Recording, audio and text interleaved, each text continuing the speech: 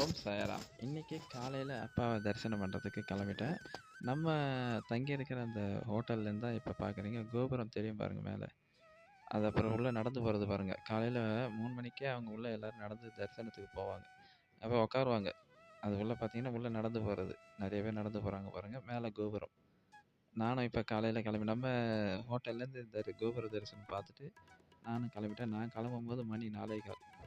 இன்னைக்கு கொஞ்சம் நேத்து குளிச்சுட்டு வரதுக்கு கொஞ்சம் லேட் ஆயிடுச்சு. குளிச்சுட்டு நான் கிளம்பிட்டேன். அ நம்ம ஹோட்டல் தங்கி இருக்கிற இடம். நான் 305 என்னுடைய ரூம் நம்பர். இது கோயில் பக்கத்திலேயே இருக்கு. ஃபுட் கோர்ட்டுக்கு பேக் சைடு சார். இங்க வந்து நம்ம சாப்பிடுறதும் அந்த ஃபுட் கோர்ட்ல தான் சாப்பிடுவோம். நம்ம கூட வந்திருக்கிறவங்க எல்லாமே நம்ம கூட தான் தங்கியிருக்கிறாங்க. அவங்கள யாரையும் டிஸ்டர்ப் பண்ணல. நாம மட்டும் 3வது மாடியில இருக்கிறதுனால. கீழ இறங்கி வந்தீங்கன்னா, நம்ம ஹோட்டல்ல பாபா வச்சிருப்பாங்க. அவருக்கு எல்லாம் ரெடி பண்ணி வச்சிருப்பாங்க. அவரையும் நம்ம முதல்ல கும்பிட்டுட்டு, அதுக்கப்புறம் தான் நம்ம கும்பிட போவோம். நம்ம போற வழி ஃபுட் கோர்ட்டுக்கு பின்னாடி வழியில நம்ம போனோம்னா, கேட் நம்பர் வந்துரும் அது.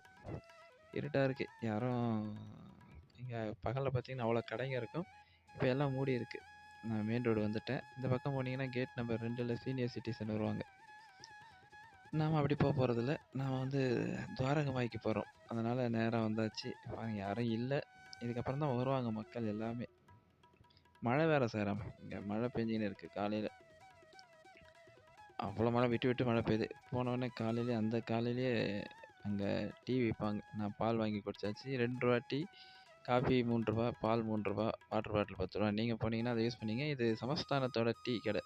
இப்போ புதுசா இந்த இடத்துல செல்ஃபி பாயிண்ட்ன்னு வச்சிருக்காங்க. நின்னு நெறைய பேர் நின்னு ஃபோட்டோ எடுக்குறாங்க பார்த்தீங்கன்னா தெரியும். இது அனுமார் கோயிலுக்கு பேக் சைடு அப்படியே சைடுல. அனுமார் கோயிலே மூடி தான் இருக்கிறாங்க. இன்னும் அதெல்லாம் ஓப்பன் பண்ணல. இதெல்லாம் அது ஆரத்தி ஆரம்பிக்கிறதுக்கு அப்புறமா தான் ஓப்பன் பண்ணுவாங்க. அனுமார் கோயில் மூடி இருக்கிறாங்க. சாவடியும் மூடி இருக்கிறாங்க.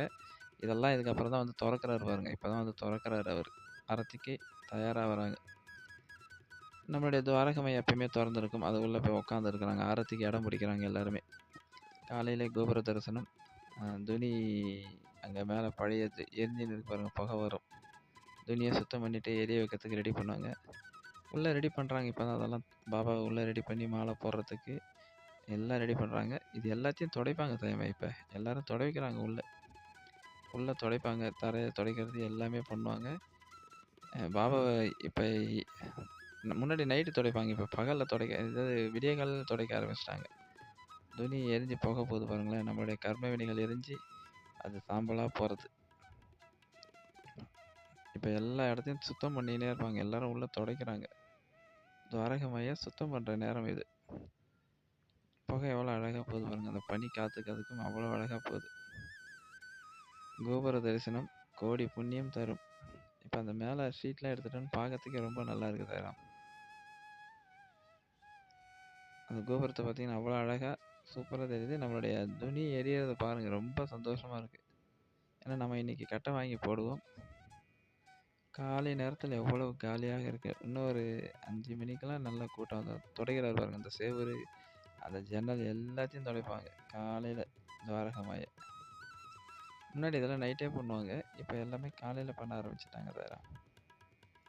நீங்களும் போய் பண்ணலாம். யாரும் உங்களை கேள்வி கேட்க போறதில்ல. நான் இப்போ கோபுர தரிசனம் பின்னாடி சரி வேப்ப மரம் பார்க்குறேங்க. நோய் தீர்க்கும் வேப்ப மரம்.